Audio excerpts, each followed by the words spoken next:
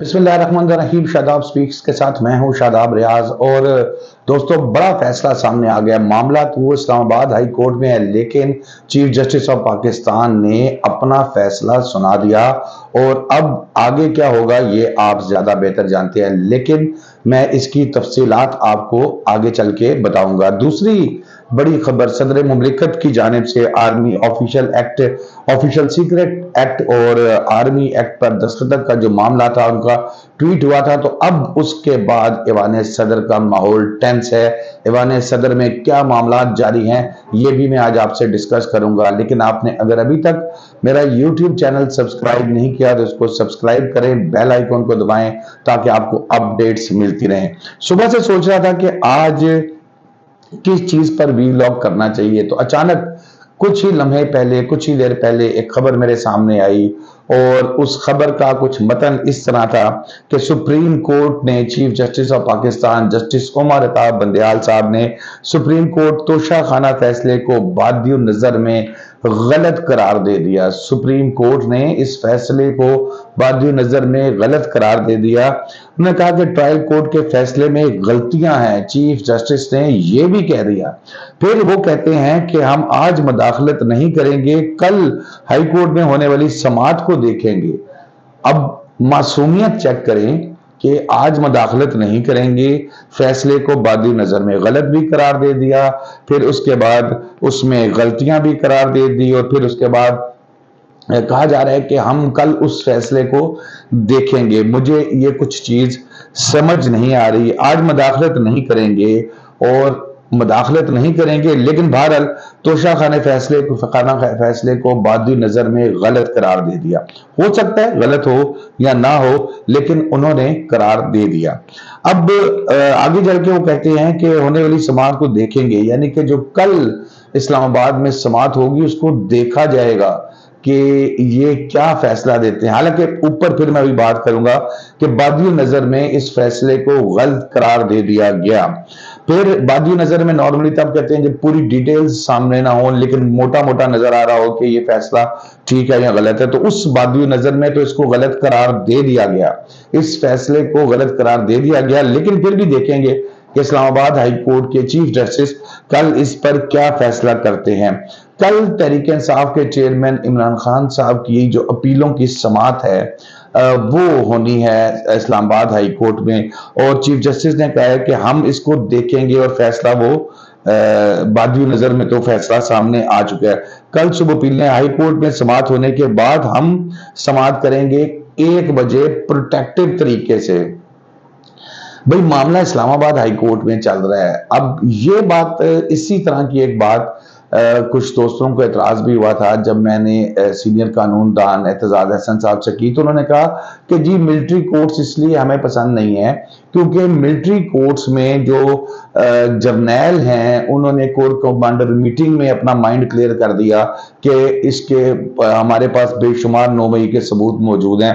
फिर formation commanders की meeting में कर्नल तक के जो अफसरान हैं उन्होंने भी अपना माइंड क्लियर कर दिया, और वो पता है कि जब उनका अफसर एक चीज कह रहा है, जब जनरल एक चीज कह रहा है, तो वो नीचे से कैसे हट सकते हैं। ये बैरिस्टर एतजाज अहसन साहब का एतराज था मिलिट्री कोर्ट्स के हवाले से। अब यहां पर इस्लामाबाद हाई कोर्ट के जो चीफ जस्टिस साहब हैं उन्होंने अभी इसकी समाअत करनी है। उनको हर जज की एक अपनी ऑब्जर्वेशन है, एक जज का अपना फैसला होता है, और उस जज साहब ने अब अभी फैसला देना है। लेकिन क्योंकि ये मामला तो इस्लामाबाद हाई कोर्ट ने डिसाइड करना था कि बादियो नजर में वो ठीक है या ट्रायल कोर्ट का फैसला गलत है, लेकिन सुप्रीम कोर्ट के चीफ जस्टिस साहब ने आज ही ये फैसला दे दिया, और फैसला दे के अब वो ये कह रहे हैं कि हम कल देखेंगे। अब बजाय तो फिर यही लग रहा है कि आप देखेंगे कि अगर तो यही फैसला आता है कि अगर वो भी बादियो नजर में से गलत करार दे देते हैं तो फिर ठीक है, नहीं देते तो फिर आप 1 बजे फैसला कर देंगे। ये चीजें नहीं होनी चाहिए। ये चीजें चाहे मिलिट्री कोर्ट्स का मामला हो चाहे हमारी नॉर्मल कोर्ट्स का, मिलिट्री कोर्ट्स में तो 22 करोड़ 23 करोड़ की आबादी में से शायद 4-5 का केस चला जाए, शायद चला जाए, वो भी अभी कंफर्म नहीं है। लेकिन इन अदालतों में तो करोड़ों 22 करोड़ के लोग जो हैं इन्होंने इंसाफ लेने जाना ही है। जब यहां पर ये मामला होगा कि एक चीफ जस्टिस ऑफ पाकिस्तान ये कह रहे हैं कि बादियो नजर में وہ ججمنٹ غلط ہے، تو پھر میرا خیال ہے اسلام آباد ہائی کورٹ کے جو چیف جسٹس صاحب ہیں ان کو تو سماعت کرنی نہیں چاہیے. وہ کل ہی کہہ دیں کہ ہاں بالکل ٹھیک کہہ رہے ہیں، بادی نظر میں غلط ہے. مطلب آپ چیف ہیں، آپ ہیڈ ہیں. میرے خیال میں اگر ان کو بادی نظر میں چیف جسٹس صاحب کو یہ غلط لگا بھی تھا تو وہ چپ کر کے سماعت ملتوی کر دیتے اور کہتے ہیں کہ چلیں کل فیصلہ آنے دیں، اس کے بعد دیکھتے ہیں کہ اس کو کیا کرنا ہے. لیکن انہوں نے اپنا مائنڈ دے دیا. ٹی وی چینلز پہ بیٹھ کے جو تبصرے ہوں گے، اس پہ ٹاک شوز ہوں گے، انہوں نے اپنا مائنڈ دے دیا ہے. میرا اعتراض اس کے اوپر ہے. مائنڈ نہیں دینا چاہیے تھا، ٹوٹل اسلام آباد ہائی کورٹ پہ چھوڑتے، پھر جو بھی ہوتا 1 بجے 2 بجے آپ فیصلہ کر لیتے، تاکہ ملک کے اندر جو ایک عدالتوں کے اوپر بھی 133ویں نمبر پہ ہمارے ملک کی عدالتیں ہیں پوری دنیا میں، اس پہ بھی تھوڑا سا فرق پڑتا. کوئی 131 32 پہ آ جاتی تو شاید کچھ بہتری ہوتی. لیکن افسوس، صد افسوس کہ میرے جیسا ایک نالائق آدمی یہ چیز سوچ سکتا ہے کہ اگر جج صاحب کو لگا بھی تھا کہ بادی نظر میں فیصلہ غلط ہے، تو کیونکہ معاملہ نیچے کورٹ میں چل رہا تھا تو وہ اپنا مائنڈ نہ دیتے اور خاموشی سے کل کا انتظار کرتے اور پھر کل جو مرضی فیصلہ دیتے. ہو بھی سکتا ہے فیصلہ غلط ہو ٹرائل کورٹ کا، لیکن ابھی ایسا نہیں ہونا چاہیے تھا.